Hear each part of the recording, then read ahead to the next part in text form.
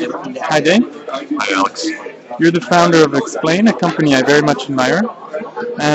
Thank you. You work on visualization in business. So in fact, you bring images to business to explain business situations. Tell us a little bit about this fusion between arts and business. Well, I think in the business world, in many cases, especially in larger companies, people have lost the feeling of power and enjoyment that you get from being creative in your work. And I think many years ago when people were making crafts, whether it was shoes or whatever, they had a feeling of being involved in their work. They had a feeling of being creative because they're producing something and they can feel that they're making something special and unique. And I think people have lost that sense in many work environments today. And I think it shows often in the product or in the feeling that you have at work. If you look at the internet today, people are writing blogs, they're posting images, they're posting video, and a lot of them are doing these things while they're supposed to be working. So what appears to me to be happening is there's this latent creativity that exists within the workplace, and it's extremely powerful. There's a huge amount of creative potential and creative energy in the workplace, but yet it's not being applied to the businesses that are paying the people. It's being applied on the internet in the world of blogs, where people are being essentially paid through appreciation. So the economy out there in the internet is, I think, an economy people talk about an economy of attention. I think it's also an economy of appreciation.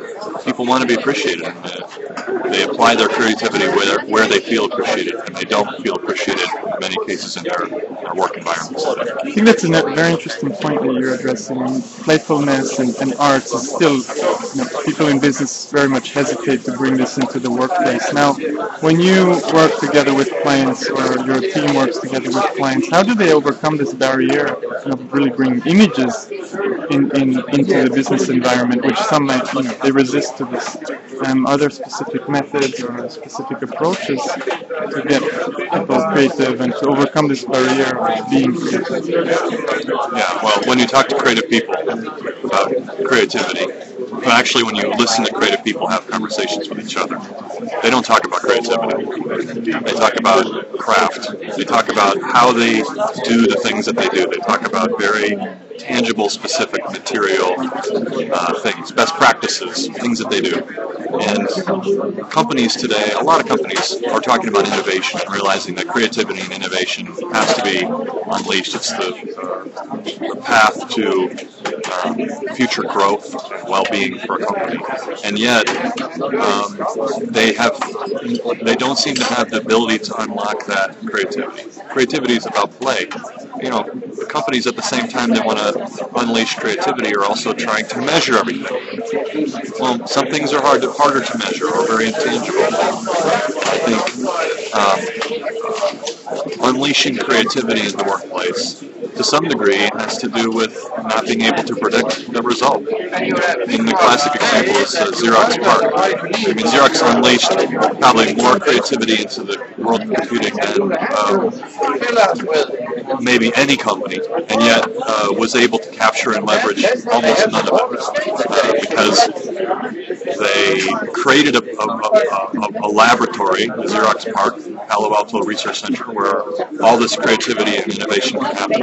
And then when people brought it back, they didn't understand it and they didn't know what to do with it. So it wasn't a matter of the things not being accessible to the company. It was a matter of not recognizing it when you see it. So I think this is a little bit of a tangent, but when you start talking about innovation, you don't always know what you're going to get.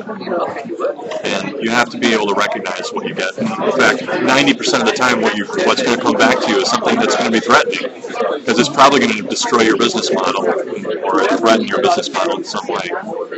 But that should be embraced, because that's part of change. Death is part of growth.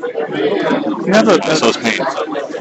You have a very interesting list of customers for XPLANE, very large companies around the world. Now, tell us a little bit how visualization and images help them in business, in managing their business. Well, when you have a global company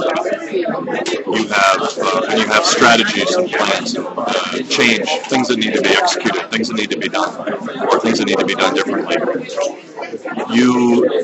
It's an incredible challenge to communicate anything, even simple things, clearly and concisely and consistently around the world. In fact, it's hard to get people to read anything, let alone understand it, digest it, apply it into action. Visual language. When you go to an airport and you see a no smoking sign, or you can find a bathroom, you know whether it's okay to smoke. You can see where the exits are because visual language is being applied universally and consistently throughout the network of airports. We do the same thing for businesses. We help them universally, apply a universal visual language to make their communication very clear and globally consistent. Visual language is the most clear and globally consistent type of communication that's possible. Now, this really helps big companies, and I've seen some of the examples, and I'm simply amazed. So a lot of big customers are coming to you, so it's growing quite quickly. What is your vision for the future? How is XPLANE going to expand? We're growing into a global company that operates a series of small studios. So we're going to be essentially building small, say 15-person consulting and creative studios that we're going to be building them and acquiring them around the world. So we're going to have essentially a global network of studios that can operate with our global companies locally. We'll be able to operate locally where they are, but we'll also have global coverage. Dave, thanks for this interview. I'm really happy that I could talk to you because I've been a big admirer of your work and your company, and I hope you're back to Geneva soon. Thank you. Greetings from Lyft.